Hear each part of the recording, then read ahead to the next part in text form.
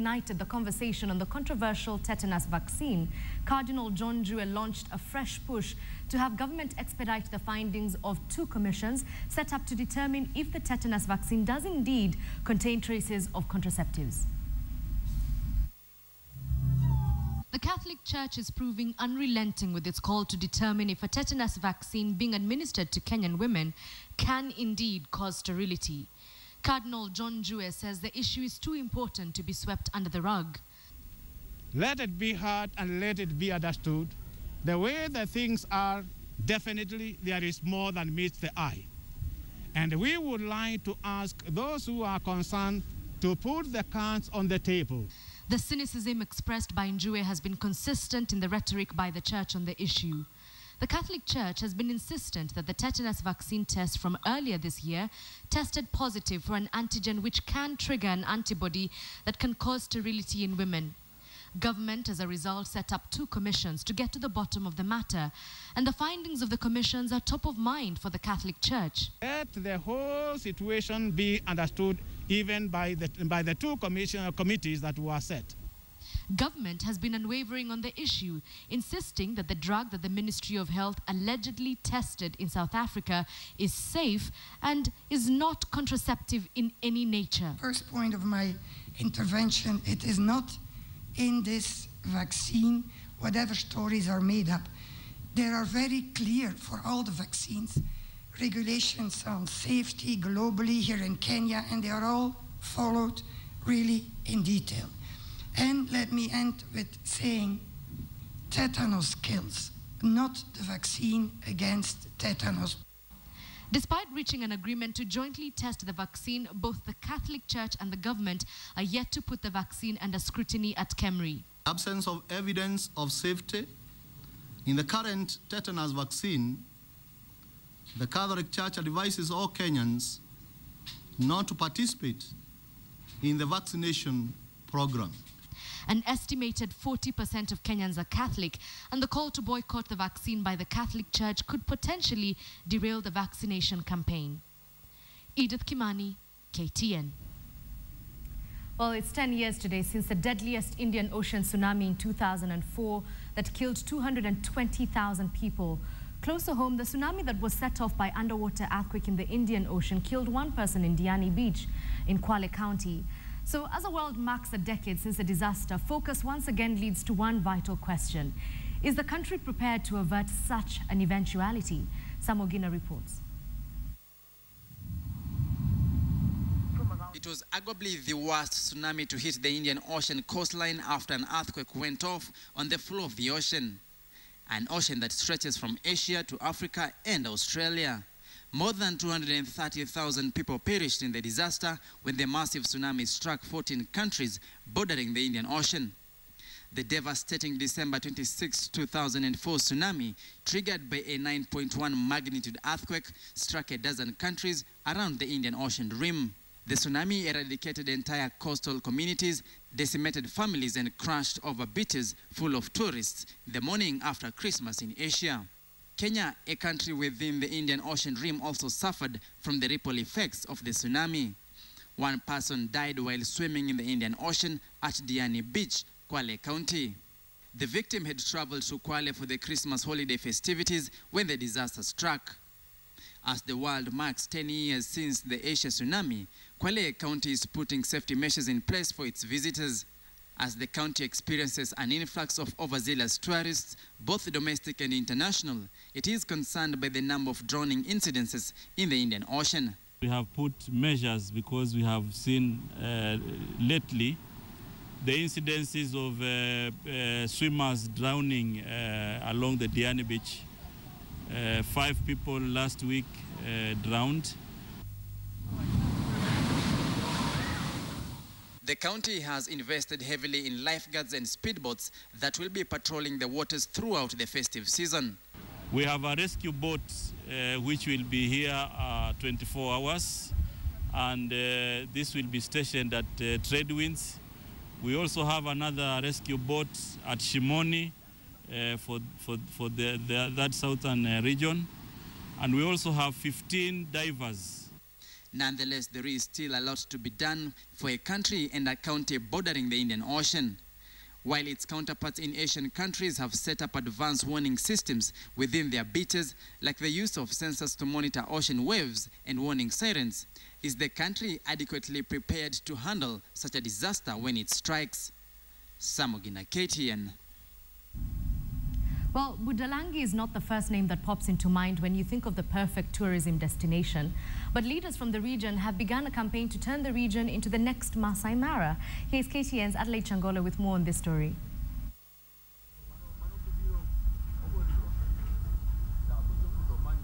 It is the holiday season and Kenyans everywhere are either making their way to their ancestral homes or they're making their way to Kenya's tourism destinations from the coast to the Masai Mara to partake of the country's varied products. But now leaders in Budalangi want their name included among Kenya's tourism destinations. You have exhausted the allure of Mombasa. About time you explore new tourism products. And Budalangi is telling you that as you explore new tourist products, there is no better frontier to start that journey of exploring new products than right here in Budalangi. But what is this that would make Budalangi, a region best known for its floods and dependence on relief food, the next Masai Mara? Well, the magic of Budalangi lies in its natural attractions that allow for water sporting and hiking. Budalangi, when you're talking about water sporting, when you're talking about hiking, kayaking, and all sorts of water-related and mountain-related sports, you can do it here. All these facilities that we have talked about, the lake, the hills, the culture, and so many other things. Speaking during the first ever investment and tourism conference in the region, dubbed Budalangi is Rising, Namamba said the dream would not be realized if investors cannot access the area and the infrastructure needed to set up their businesses. As such, the local government had to ensure investors get basic amenities like water and electricity and have access to a good transport network. We will make it easy for you to invest here.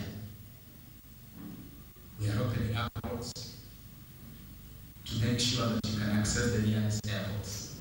Meanwhile, the Slovakian government will be setting up a water processing plant in Budalangi to help the residents access clean water. This machine produces 3,000 liters drinking water an hour. So about 20 to 25,000 people can fully depend on the drinking water needs. But what's more, you can bottle the water. And instead of offering it for free, you can sell a bottle of water per 20 shillings, which would still be very cheap, and which would actually return the investment quite quickly. The conference is currently in its first year and will be an annual event to showcase the investment opportunities in Budalangi constituency. Adelaide Changole, KTN.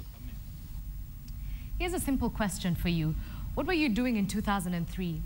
The answer may require you to pause and run through 11 years worth of memories, but Peter Kariuki has counted every single day and night since November 11th, 2003. This is the day he was slapped with a life sentence for a crime he says he did not commit. After 4,062 days, Kariuki was acquitted. And as you will soon see and hear, this Christmas was a special one for a family that has not sat at a table with their kin for 11 years.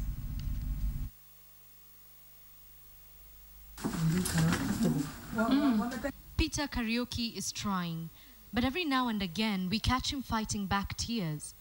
We have come to see him just 3 days after his release from prison. Everything, he says, the food, the family, the freedom, is still a little overwhelming. Kariuki has been away from home since November of 2003 when he was arrested. Someone, he says, he had only met briefly claimed he had stolen a phone. Nikaambia sio mimi sikuibia huyu. Hata hiyo siku anasema ati usiku mwezi wa 7 03 hiyo anasema. Mimi siku hiyo mimi nilikuwa kwa nyumba. Sikuwa natoka huko nje, usiku sitokagi nje. A Kibera chief magistrate would later find Kariuki guilty not just of robbery, but robbery with a deadly weapon, a charge that landed him on death row without the possibility of bail. 45, innocent and ignorant of court proceedings, Kariuki began his term at Committee Maximum Prison. Hakuna hata kutoka nje. Tunafungiwa kwa nyumba. 09 ndio tulisamewa ni Kibaki. Hata mlisikia. 09 ndio tulisamewa ni Kibaki. Hata nilikuwa kugonjeka karibu nikufe. Tukasamewa ni Kibaki.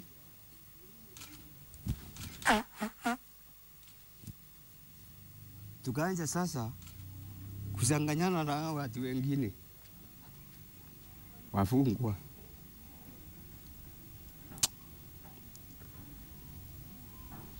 Outside the prison gates, Kariuki's wife and sister remained hopeful he would one day be released. It was not always easy. Kienda kumtembelea, nilikuwa tu nikienda roho yangu ikihusunika, nikijiuliza siku moja nitaacha kutembea hii njia, kwa sababu mwanzo wa kumtembelea nilimtafuta sana. Juu mimi sikuwa ninajua mambo ya kesi, mambo ya majera, sikuwa ninajua. Sasa vile nilienda Kamiti, nikaenda Kamiti miezi kama 3, simuoni. Watu wameanza kusema amekufa, alikumiwa kifo amekufa. Hai, nikaenda nikazumbua huko, nikasema niitiwe ule mwenye anakuanga kama kuna msimamizi anasimamianga. Nilienda, wakaangalia, na sasa unajua ninaenda, wananiambia henda kumechelewa. Nilitumia karibu miezi kama 6 nikimtafuta. Halafu ndio mmoja akaniambia siku moja, enda mahali kunaitwa Naivasha. Inaonekana alitolewa, kuna watu walitolewa hapo wakapelekwa Naivasha. Niliingia, aliitwa. Akaulizwa, unamjua? Akasema, bibi yangu. Nikaenda tukakaa chini na askari naye akakaa hapo. Aliniona alilia. Akaniuliza, umenitafuta? Nikamwambia sio leo tu. Nimekutafuta imesi yote sikuoni. Baba yangu akakufa. Tukaachwa tuna baba sasa. Sister yangu ule mkubwa mdogo kwake akakufa, ajui. Mtoto wake tena akakufa, ajui.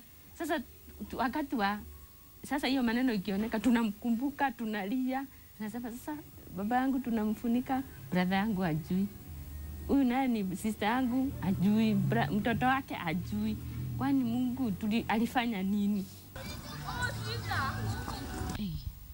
Kariuki was released on 22nd December 2014 after a 3-judge bench at the Court of Appeal ruled that his was simply a case of mistaken identity.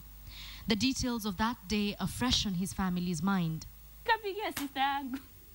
Tukafurahi, lakini ninataka kusema ya kwamba ukingojea Mungu, umngojee, umtegemee, lazima atakurudishia mambo yote, machozi yote umelia. Juu tumelia miaka mingi, miaka 10.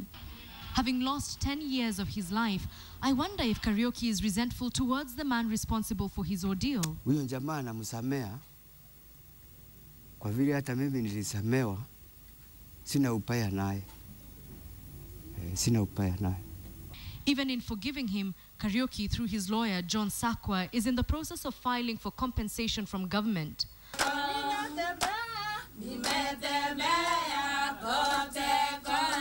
More family members have arrived, and everyone wants FaceTime with Kariuki. He keeps retelling his story, and each time, tears fill his eyes. Kwangu ni Christmas ni sawandi ya Christmas. Kwa sababu nimetarajia miaka yote 10, lakini ile siku ama tuseme sasa naona ni Christmas. Hata kama nitaona niko na shida ya aina mbalimbali, naona kwangu ni Christmas. Sisi tumepata sawandi, tujue baba yetu amefufuka. Tunaona kama ni baba yetu sasa amefufuka. Juu ulikuwa unataka kitu na shida, sasa tutaenda kuongea na nani? Baba hayuko. Sasa saa hii tuko sawa kabisa. Tunashukuru Mungu kwa yote. It's time for us to leave, and Kariuki tells us off camera he cannot wait to go up country to see the rest of his family. He must raise the money first. He was given just 100 shillings from prison, and he already spent it on bus fare home. Yet, he says, he feels abundantly blessed. Nawaambia wa Kenya niko na furaha mingi sana kwa kuasiriwa uhuru. Nilikuwa kwa mateka. Na wapongeza sana, hata Mungu na mpongeza sana. Aendelee kunibariki tu. Edith Kimani, KTN. Well, we're just about to wrap up this edition of KTN's Newsdesk, but first, let me remind you the website that you need to be logging on to, www.standardmedia.co.ke, where you can get all the stories we've been running today and many others that will be updated as the day proceeds. Did you know a fact today is courtesy of Mr. Kiplimo once more? Did you know that computer keyboards can carry more than 200 times as many bacteria as a toilet seat? That's got me very disgusted. Thanks, Collins. It's lunchtime. My name is Edith Kimani. Yeah, it's so yuck. My name is Edith Kimani. Good afternoon. Hopefully we'll see you again here, same time, same place. In the meantime, happy holidays.